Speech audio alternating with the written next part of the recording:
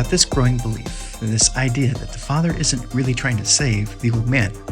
I mean the one that left the garden. That he didn't send Christ to restore the old things. Instead, he came to replace the old man with a new man. The new man, in the prototype of Christ, gives us the blueprint to follow, so that the old man, mankind 1.0, can upgrade to mankind 2.0. If you think of this in terms of a computer operating system, Father didn't plan on going back and fixing the bugs in the old operating system. Instead, ascending the new Adam, Father is saying, I'm done with that. That version has already decided its fate. It's decided to live in the other house, under the authority of the other father. But I've got a new son, a new house, a new mankind 2.0. And anyone that's living in the old version is welcome to upgrade to the new.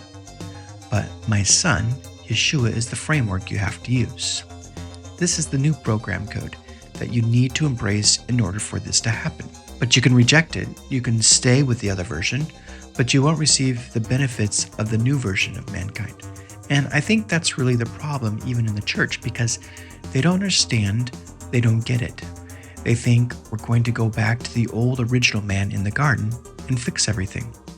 Now, we're told that we want to still become like Adam and Eve, and all of our efforts are put towards trying to get back into the garden and that old version. In the Father's eyes, the system is really obsolete. The new version is Christ. The new system is Yeshua HaMashiach. That's what we should be desiring, which means we've got to let go of even some of the Old Testament belief systems that we've carried into this new framework, beliefs that we think should be integrated into the new, but it's not needed. He's rewritten the code. None of the previous code is being recycled. That's the whole idea of this Kainos being manifested in Christ. The code contains no precedent. It's completely new, from top to bottom. Now, many people still try to inject old code into the new system programming, but it keeps glitching and crashing. They continuously end up with system failures because we were never intended to put that obsolete code into the new matrix. But until we get that in our heads, we're going to continue to struggle with this concept of being Christ-like, of being a brother to the new man, to being a member of the family of mankind 2.0. We'll always get stuck because we're always referencing the old code and trying to integrate it, but it's just not compatible. Even the disciples struggled with this at first. They were saying, you're going to fix all this stuff, right? You're going to kick out the Romans and restore Israel to its former glory, correct? His response was epic. Nope, I'm not. As a matter of fact, all this stuff is going to get teared down. I didn't come to fix the system, I'm actually here to break the system, but not in the way you think. I'm not here to repair the old ways so it can run like new, because mankind 1.0 is inherently broken. Its code still suffers from the corrupted programming. Now, what's fascinating is that Yeshua was both versions. First, he booted up into this world as mankind 1.0. Mind you, with no glitches or crashes. He was the only one who could operate the old system without failure because he was the source code. Then, on the last day of the system support, he suffered the blue screen of death for all mankind. I know, my nerd side is showing, but follow with me a little longer. Christ certainly suffered, right?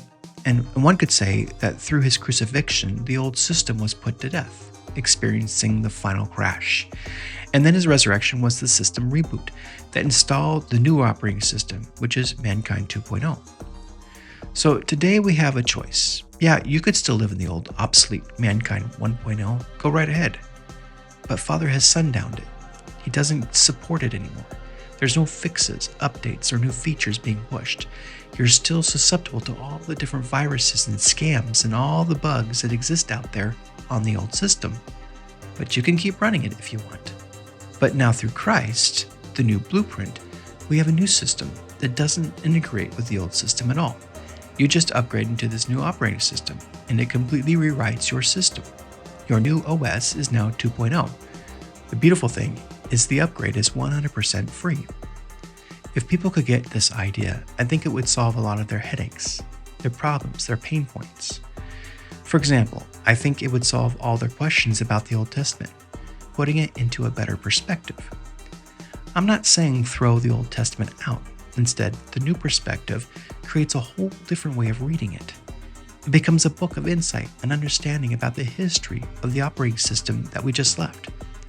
I don't throw my Old Testament out. My Old Testament brought me here. For that reason alone, I should honor it.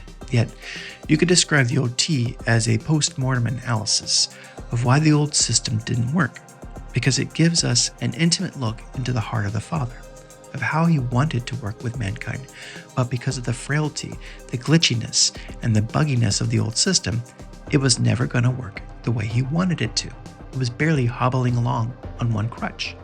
He was patching it with band-aids. He even wiped and reloaded it. He said, "Reboot 3 times, it'll work. It'll come back up. But I promise you, there's a new system on its way. I'm working on it right now, but just stick with me." But he never intended for it to exist forever, like some beta software in limbo. And so, eventually he introduced the alpha version in Christ, the Alpha Omega. And it was, and is, and will always be the perfect coding, timeless and universal. It needs no patches, it needs no upgrades, it's the full version with all the features that you'll ever need. Thanks for taking the time to listen to my podcast. I greatly appreciate it. If you're listening for the first time and you want to continue to follow, head over to Substack, search for Segula Studios, and click on the subscribe button. If you want to learn more about Segula Studios, you can check out my website at segulastudios.com. You can also follow me on X, YouTube, Telegram, and Discord.